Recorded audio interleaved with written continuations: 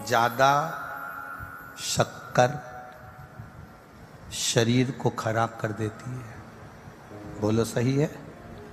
अरे बोलो तो जम के, सही है?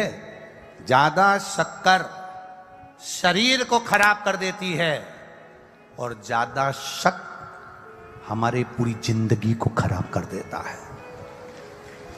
ज्यादा शक्कर खाओगे तो शरीर बेकार हो जाएगा और ज्यादा शक की जिंदगी में जियोगे।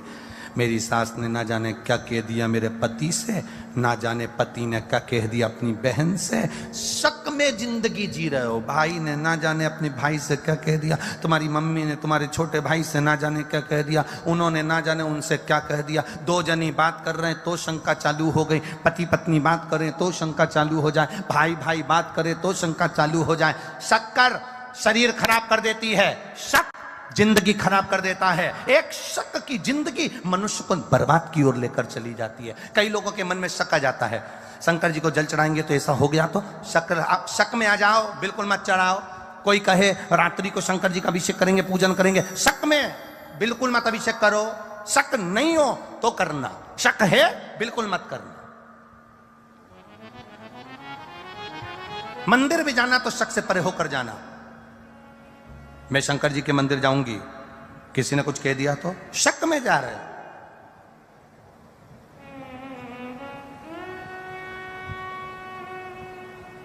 कथा में बैठे हो, कोई तुमको देख रहा है तो तुमने कह दिया, बताओ मुझे घूर घूर के देख रहा है, शक। जब तू कथा में गई तो तेरा ध्यान कथा में होना चाहिए, तू उसको देखी काहे को, कौन तुझे घूर कर देख रहा है। शक जीवन नष्ट कर देता है। शक्कर वो कितनी बड़ी बात की। वो एक गरीब आदमी शक्कर के लिए कंट्रोल की दुकान के चक्कर लगाता है। कंट्रोल जानते ना? अरे बोलो तो जम के, जानते वो सरकारी सामान की दुकान जो होती है, आटा चाल शक्कर। गरीब आदमी शक्कर के लिए कंट्रोल की दुकान के चक्कर लगाता है, कंट्रोल के चक्कर लगाता है। और अमीर आदमी शुगर को कंट्रोल करने के लिए डॉक्टर के चक्कर लगाता है।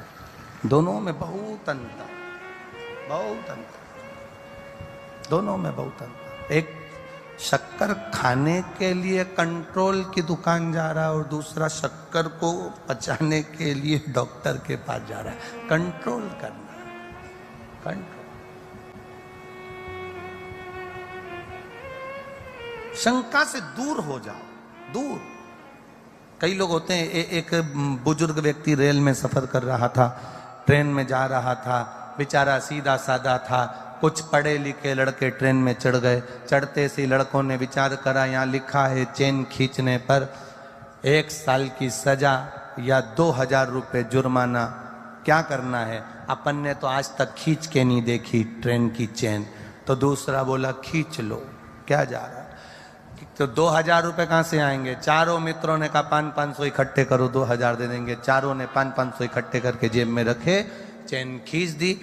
टीसी आए, उतनी देर में एक बोला, एक काम करना, अगर टीसी पूछे कि चेन किसने खींची तो ये डोकरे का नाम लगा देना, ये बूढ़े व्यक्ति का नाम लगा। चेन खींची, टीसी आया, पुलिस वाला आया और उन्होंने पूछा चेन किसने खींची? चारों लड़कों ने कहा ये बुढ़े आदमी ने खींची, ये डोकरे ने खींची, ये बूढ़े बुजुर्ग ने खींची। डोकरे से पूछा बूढ़े आदमी से, तुमने चेन खींची? हाँ। क्यों चेन खींची? इन चारों ने मेरे 2000 रुपए ले लिए।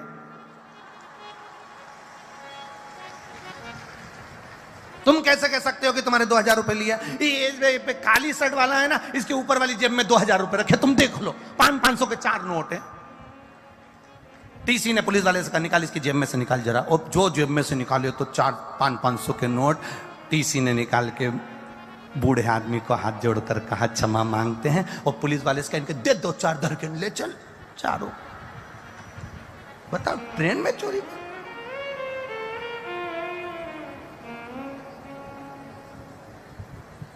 अरे ओल्ड इज गोल्ड। आज के जमाने में लोग ओल्ड को, बूढ़े आदमी को अच्छा नहीं समझते। आज के जमाने में लोग बुजुर्गों को ये समझते इनमें अक्ल नहीं है, पर ओल्ड इज गोल्ड। बुजुर्ग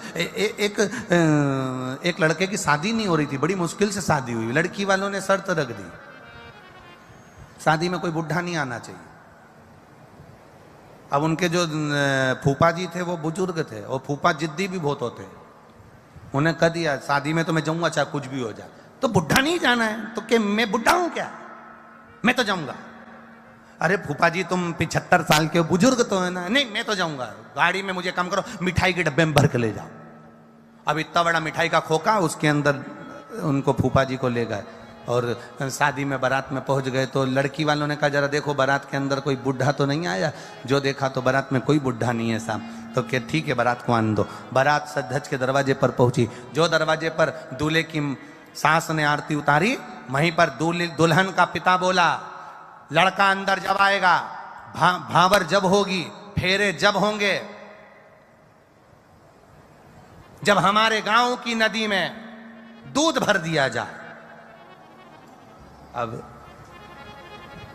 सब बाराती वापिस बस में आके बैठ गए, जाने लगे। तो फूफा जी खोखे को बजाते बजाते पूछे कहां चल दी, 15 मिनट में शादी, वापिस शादी हो गई? कि कहीं नहीं हो रही। क्यों? लड़की का बाप बहुत बेकार है, बहुत बेकार। उसने फिर एक शर्त रख दी, गांव की नदी में दूध भरोगे तो लड़की की शादी करेंगे। तो इतने में फूफा जी बोले कौन सी टेंशन की बात है, बारात लेकर वापिस मत जाओ, लड़की के बाप से कह दो तुम पानी खाली कर दो, हम दूध भर देंगे।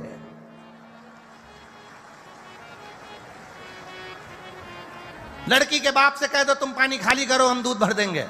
इतने में सारे बाराती जाकर बोल दिए लड़की के बाप से तुम नदी का पानी खाली करो, हम दूध भर देंगे। लड़की का पिता बोला डोकरा जरूर आया है, पक्का है, बुढ़ा आया है, शादी में जरूर आया, क्योंकि ये अकल बुढ़ा ही दे सकता, कोई दूसरा दे ही नहीं सकता।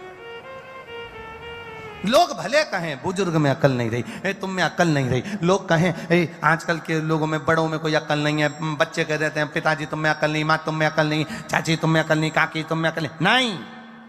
जो बुजुर्ग का निर्णय होता है वो श्रेष्ठ होता है, जन कल्याण का होता है, सहज नहीं होता, सरल नहीं होता।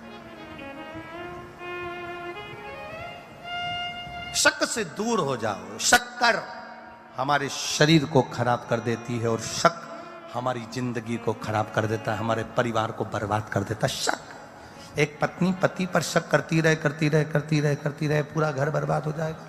पति पत्नी पर शक करता रहे, पूरा घर बर्बाद हो जाएगा। बेटा बाप पर शक करता रहे, बाप बेटे पर शक करता रहे, पूरा घर बर्बाद हो जाएगा। एक दूसरे में शक की जिंदगी से हमें परित होना है, दूर होना है।